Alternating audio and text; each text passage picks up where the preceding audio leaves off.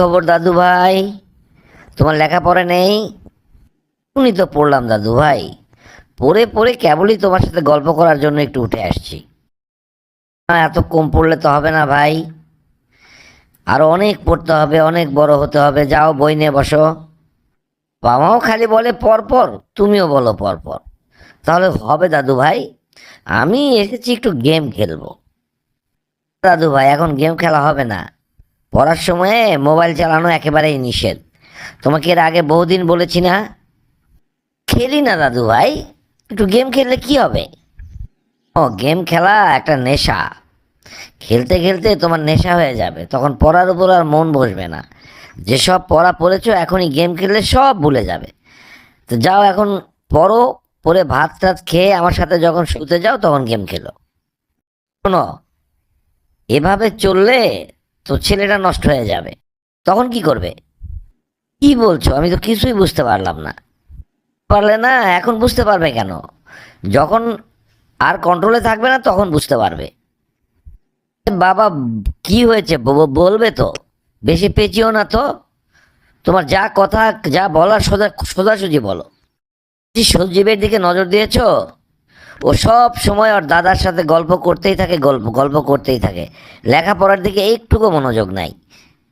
এখানে আবার বাবার কি দোষ? ও সজীব ওর দাদার কাছে যায়, দাদার কাছে গল্প শোনে, এটা ওর দাদার কি দোষ?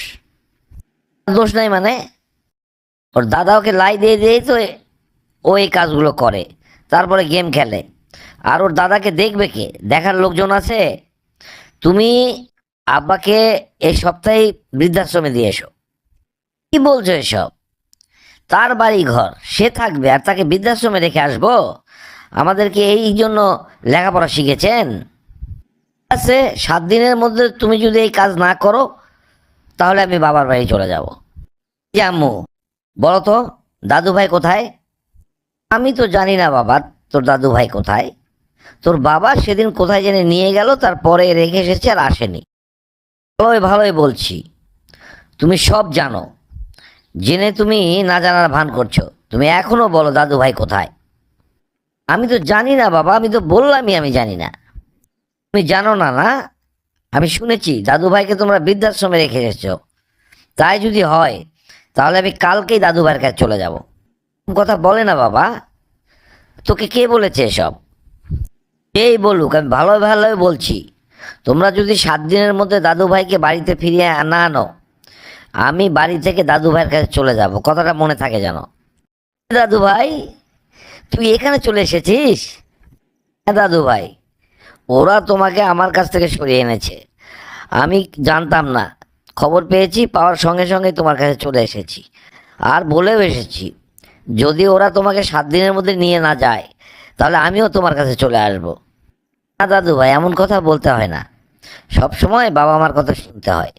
আমি এখানে ভালোই আছি।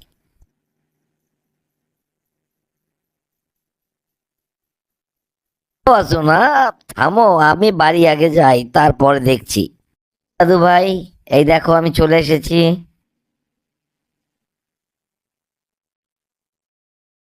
তুমিই তো আমার দাদু ভাই, আমাকে ছাড়া থাকবে?